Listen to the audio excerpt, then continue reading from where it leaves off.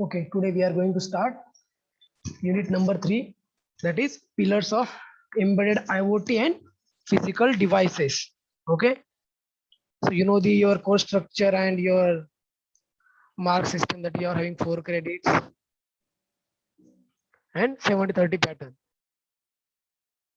Okay, so now we are going to start with the unit, that is unit number 3, Pillars of Embedded IoT and Physical Devices. So these are the contents that we are going to cover in the unit number 3.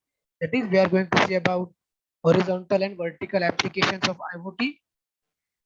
Then we are going to see the 4 pillars of IoT, that is MPM, RFID, WSN, and SCADA. And we are going to cover the DCM, that is Device, Connect, and Manage. Then we are going to cover the IoT physical devices and their endpoints. In that, we are going to see the building blocks of IoT device. Then we are going to see the Raspberry Pi and their interfaces, Raspberry Pi interfaces, and programming Raspberry Pi with Python. And we are going to see that BeagleBoard and other IoT devices. First, we are going to start with the horizontal applications. As we know that the word horizontal applications, that provide solution to many companies or some user based on some common problems, or it provides solutions to common problems. If you are going to consider the horizontal applications as an ERP, that is enterprise resource planning, if we are going to consider the example of ERP, then that application provides solution to some common problems. You know that what ERP contains, okay, and then customer relationship managers example. Noise येतोय कसला तरी. Noise. Okay, so we are going to, or that horizontal application going to provide solutions to common problems. So these horizontal applications are not business specific. That means this application is not limited to some industry or some specific person, or we can say for particular task. We can use the horizontal applications for multiple operations. So these applications can be used to monitored and controlled by multiple companies. That means we can use that ERP system or customer relationship management application for multiple industries. These are the examples of your horizontal applications. Horizontal application allows multiple providers. That means multiple providers that can work together on a single platform. That means multiple people can use that application for their purpose. Okay, so these are the advantages of horizontal applications, like it is developed fast and having low cost, robust, and higher possibility of more innovative application development. That means we can use that application with the low cost, and it is secure with the highest functionality. Then next type of application is your vertical applications. So vertical applications, these applications are business specific. That means business specific means these applications are developed for a specific industry. That means if we are going to consider the example like if we are going to consider the example for IBM system, that every industry having their own software for their personal use, for their specific use. Okay, so if you are going to consider the application like IBM ServiceNow tool, okay, that application is limited for only IBM. That is vertical application. That means that application is business specific, or this application can be used to monitor and control only by that single company. That means that application is controlled and monitored by that company only. Then this application does not allow multiple providers to work together on a single platform. Why? Because that application is owned by that particular industry, so that multiple providers cannot interfere or cannot use that application. So the advantage of that application is no compatibility issue, as no other companies are involved. That means there is no compatibility issues with the other industries. Okay, because of that application is owned by that particular industry only, and it is used by on their platform only. Then what is the disadvantage of that vertical application? It is dependent entirely on a single vendor. Okay, only that company can use that application, or whenever there is any modification or any upgrade is there in that application, the applications or that modifications are only done by that company only. This is all about horizontal and vertical application. Then now the next point is your four pillars of IoT. So we know that IoT application connects the smart devices and process the data to the devices at the back end. For that, IoT provides four pillars. That four pillars consist of M to M. That means here, see, M to M. That is machine to machine. And second one is your RFID. We have seen that RFID into first and second unit also. That RFID means your radio frequency identification. That RFID is used to communicate between the tag. The tags are attached on the devices. To read the tag, we are using RFID. And third one is your WSN, that is wireless sensor network. So that WSN senses and gathers the data using sensors. The sensors are distributed in their geographical regions. Okay. And fourth one is your SCADA. That means your what we can say that SCADA is your okay, we will see that these are the four pillars of IoT system. Okay. So that first we will see the M to M, that is machine to machine. Okay. So here machine to machine uses some smart devices to detect the events, and that from the devices, that device is going to transfer or translate that information into meaningful information. That means whenever the devices connected to each other, and that devices communicate with the or collect the data through sensors, and that data is transferred into some meaningful information through that M to M, that is machine to machine. That examples of that machine to machines are like WAN, GPRS, cellular, and some networks are there. So here you can see that M to M enables flow of data between some machines, that which is monitors the data by means of sensors, and at the other end that machine extract that information and process that data, that collected data through that sensors. Okay, in short, that uh, if that a machine to machine communication, we are going to communicate with the devices through some protocols. We are having some business logic, we are having some middlewares. Okay, and we are having some smart objects. That smart objects are your devices. Here you can see the architecture for M to M. If there are several architectures are available for this M to M, that is machine to machine. If you see in your book, there is a different architecture, and this architecture is different than your book. Okay, so here you can see there are three domains are there: application domain, network domain, and M to M device domain. That is machine to machine device domain. In application domain, we are having the client and the application. That means client can access that application through their devices like PC, tab, or mobile phone. Okay, so through that devices, you can access that application. Okay, that is your application domain. And at network domain, we are having the middleware and we are having the communication layer.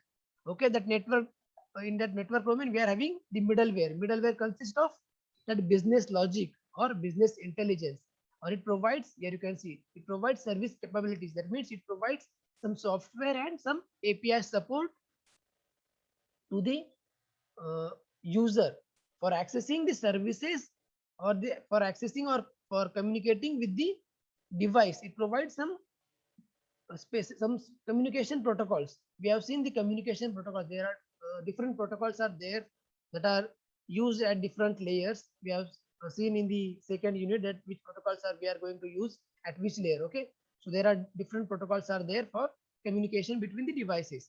So here we can see that we are having the network domain, we are having several devices, that is we are having core here, and we are having MTM gateway. Okay, we can use the wired communication as well as wireless communication.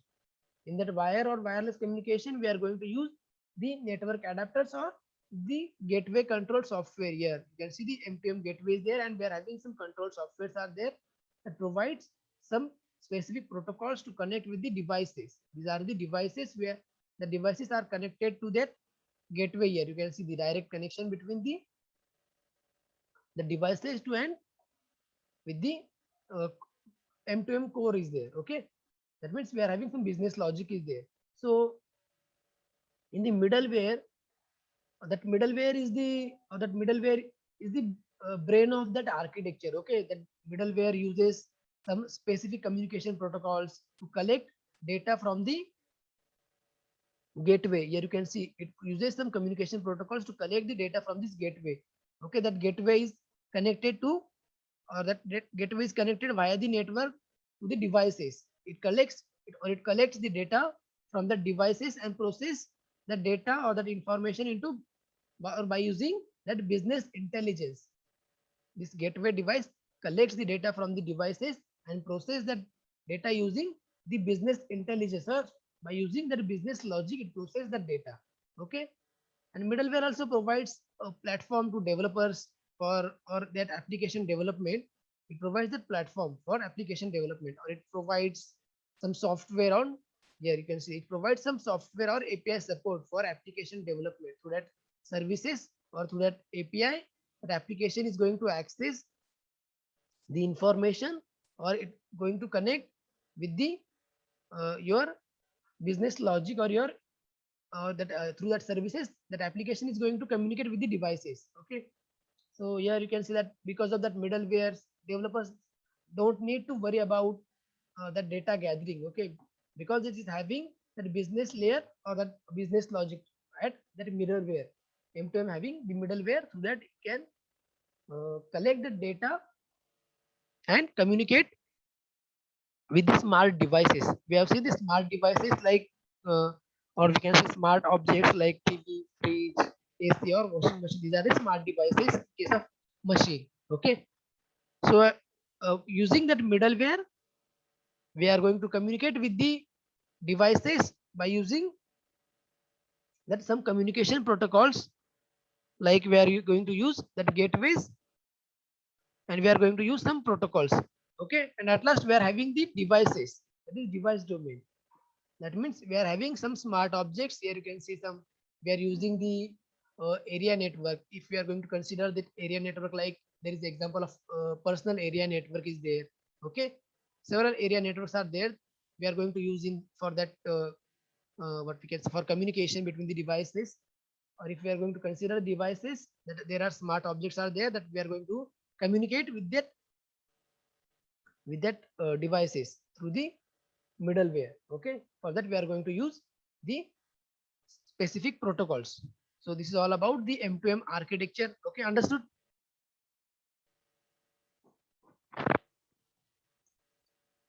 समजलं सर्वांना M2M architecture? Yes, sir. Okay, so there are several examples are there for this M2M architecture. Okay, so here you can see the components. We have seen that we are having M2M devices. We are having M2M area network. That is your device domain. Here you can see M2M area network. That means the devices we are having here. Then M2M gateway is there. Here, see M2M gateway. The gateway is connected to your M2M core. That is your communication. That is communication core here for machine to machine. Through that, we are going to access the data from the devices. Then we are having M2M communication network. That is your network domain. Here, M2M communication network. Communication network consists of the communication layer. That communication may be wired communication, or here you can see the satellite, or wireless communication. This is the wired or the wireless communication is there between the devices.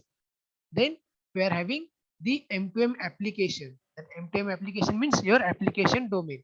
Here, see the application domain. At application domain, that application domain, we are having the application layer.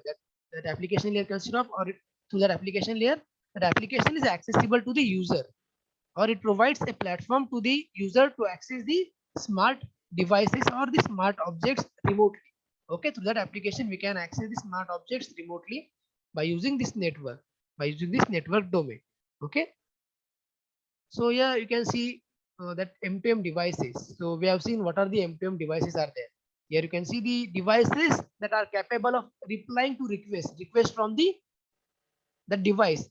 The devices that are capable of replying request for data contained within those devices, or capable of transmitting data autonomously, are M2M devices. That means M2M devices are the devices that are going to reply or that are capable of replying the request to the device. If one device is going to communicate with the other devices, then if suppose one through that application we are going to communicate with the several devices, based on the request that device is going to respond with that request, that are the M2M devices. So here you can see that sensors and communication devices are the endpoints of this application. That means through sensors we are going to collect the data and we are going to process that data through some protocols or through some networks. Okay, some devices are there. These are the M2M, that is machine to machine devices. Then area network. We have seen that area network here. Here you can see this is the area network. In that network, we are having different networks are there. That network provides connectivity between the M2M devices and that M2M gateways. Here you can see this network provides the connectivity between this gateway and these multiple devices are there. Okay, that you can see the example like personal area network. Okay, in personal area network we are going to access the several devices and we are having one central device. That central device may be your router, your gateway, okay, or hub or switch. Through that network we are going to communicate with the multiple devices. Then we are having M2M network domain. In that network domain we are having communication between the gateways and the application. Here you can see that in network domain we are having the gateways and we are going to communicate with the through the network with the gateway. That in that network domain we are having that communication layer, or we are having the middleware. Okay, that means we are having wired connection or we are having the wireless connections. That means we are having network adapters, or we are having gateway control softwares, or through that we are going to communicate with the devices using some device specific protocols, or we are having some middleware specific protocols for communicating between the devices. Okay, for that, like here you can see the examples like WiMAX. Okay, then we are having the LTE. This kind of network domains are available. Okay, then application domain. So here we have seen that application domain contains the middleware layer where the data goes through various applications or application services that are used by the specific business processing engine. That means through that sorry, through that middleware, or and that middleware consists of some business logic or business intelligence. Through that we are going to communicate with the devices, or where through that application we are going to use that business intelligence or business logic, or we are going to use some API to communicate with the devices.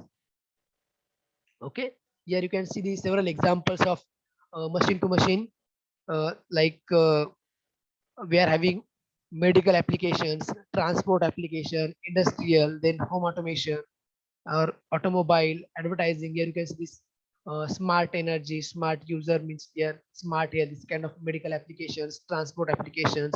In case of medical applications, wireless medical devices can be used for remote patient monitoring. In case of transport system, the traffic control system can be used that devices to monitor the traffic. And that in case of home automation, we have seen the examples several times, like home automation. In that we are having alarm and surveillance devices are there that can keep the track of home security in the real time. Okay, these kind of applications are there.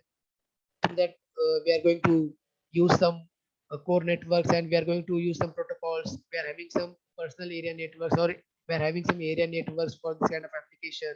Okay, so these are the applications of machine to machine in case of cellular network. Okay, then this is the first pillar of your IoT, embedded IoT. Then next one is your RFID.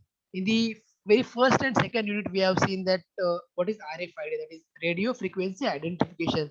And that RFID is used to communicate between the tags are attached on that devices, and to read the tag we are using that RFID reader to read the tag, and that reader will identify the unique RFID tag and